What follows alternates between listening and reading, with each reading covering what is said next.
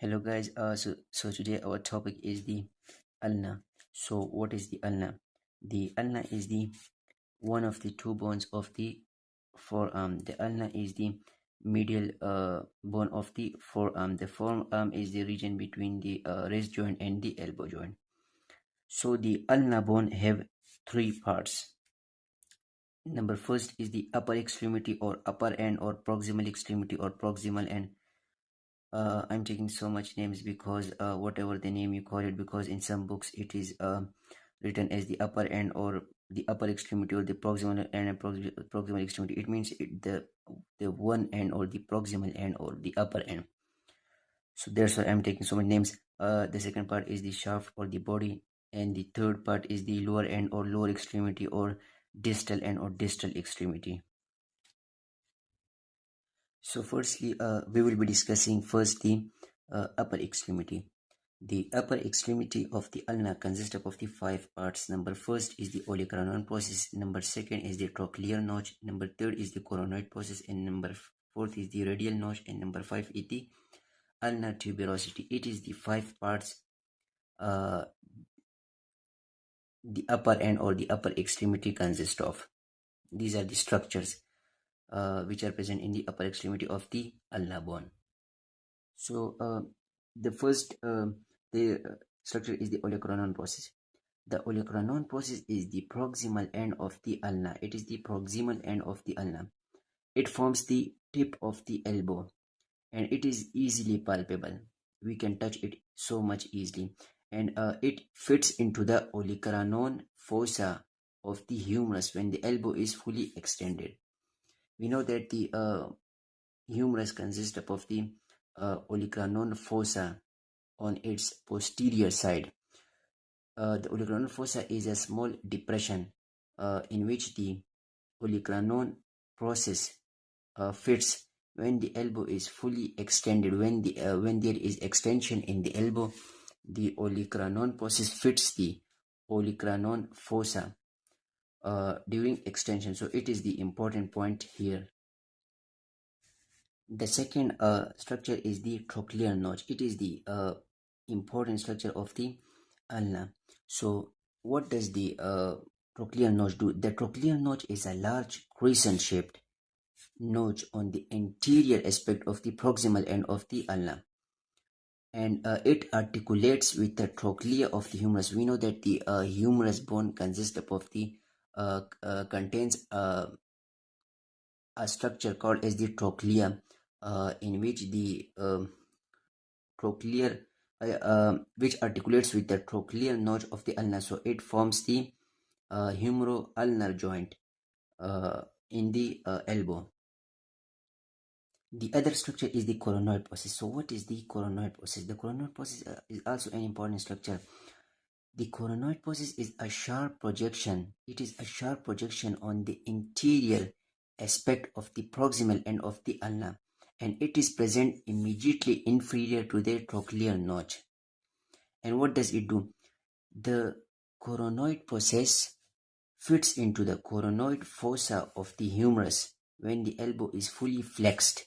So here is a point to be remembered, that the Olecranon fossa, it accepts or receives the Olecranon process of the humerus, but the coronoid fossa accepts or receives the coronoid process of the humerus, and it receives the Olecranon process when the elbow is fully extended. When there is extension of the elbow joint, then it receives the Olecranon process. But in the coronoid process, the coronoid fossa of the but in the case of the coronoid process, the coronoid process of the ulna fits the coronoid fossa of the humerus when the elbow is fully flexed, or when there is a flexion of the elbow joint. So when there is extension in the elbow joint, the Olecranon fossa will receive the Olecranon process of ulna. But when there is flexion of the elbow joint, the the coronoid fossa will receive the coronoid process of the ulna. So it is the main points which should be remembered, that here the extension occurs and here the flexion occurs. The fourth important structure in the ulna is the radial notch. The radial notch also bears importance. Why? The radial notch is a shallow notch. It is not deep. It is a shallow notch on the lateral aspect, of the coronoid process. And what does it do? Its function is that it articulates with the head of the radius to form the superior radioulnar joint. It articulates with the head of the radius to form the superior radioulnar joint. We know that the radius and ulna, they form joinings at two places, at the upper and at the lower end. When it forms joint at the upper end, it is called as the superior radioulnar joint, and when it forms the joint at the lower end, then it is called as the inferior radioulnar joint. The fifth important structure in the ulna is the ulnar tuberosity. What is the ulnar tuberosity? The ulnar tuberosity is the small roughened region inferior to the coronoid process. It forms attachment with a muscle. So up till now we have only discussed the upper end or the upper extremity of the ulna bone, and the upper extremity or the upper end of the ulna bone consists of the these main structures, which are the Olecranon process, Trochlear Notch, Coronoid process, Radial Notch, and the ulnar tuberosity. You can also get screenshots of the notes, because I have made it very precisely. So as we have said that the ulna consists of the three parts: the upper extremity or the proximal and proximal extremity, the shaft or the body, and the third is the lower extremity or lower end. So up till now we have discussed the upper end only, and now we are moving towards the shaft or the body. So guys, the second part of the ulnar bone is the shaft or the body. What is the shaft or the body? The shaft or the body is the elongated mid portion of the ulna. It is the most longest portion of the ulna, and here an important point to be noted is that unlike radius, the ulna becomes thinner from its proximal end to the distal end. As we go from the proximal end to the distal end, the ulna gets thinner. The lateral border, which means the border away from the main central axis of the body, uh, the lateral border of the ulna is called as the interosseous border. So the structure interosseous border is the lateral border of the shaft or the body of the ulna. And the other main and important structure is the interosseous membrane. So what is the interosseous membrane? Basically, the interosseous membrane is the fibrous joint. It is called as membrane, but basically it is a fibrous joint between the interosseous borders of the radius and ulna. And the function of this border is that it joins the radius and the ulna bones. So guys, here I'm going to share with you some extra important knowledge, that the fibrous joint is a kind of joint, is the main kind of joint. We know that there are three kinds of joints. This is the important information which you should know when studying the interosseous membrane, that there are three types of main types of joints in human bodies. Number first is the fibrous joint, and then second is the cartilaginous joint, and the third is the synovial joint. So what is the characteristics of these joints? The characteristics of the fibrous joint is that it is immovable joint. There is no movement in the fibrous joint. The fibrous joints are mainly present between the sutures of the skull. So we know that there is no movement between the joints of the skull or the sutures of the skull. So they are the fibrous joint. The second is the cartilaginous joint, which are the slightly movable joints. They are present between the intervertebral discs. And number third is the synovial joint. The synovial joint allows free movement. For example, the joints present in our elbow, in our hips, In many other regions where there is free movement, then that type is the synovial joint.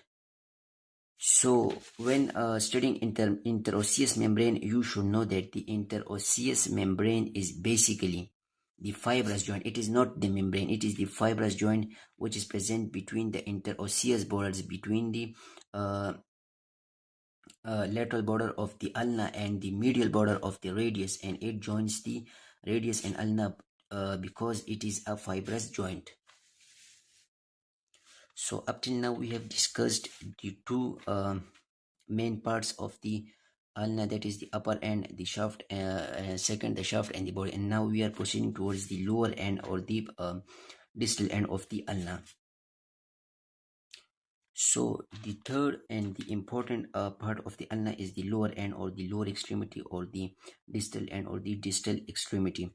The lower end or the distal extremity of the ulna consists of the two main parts.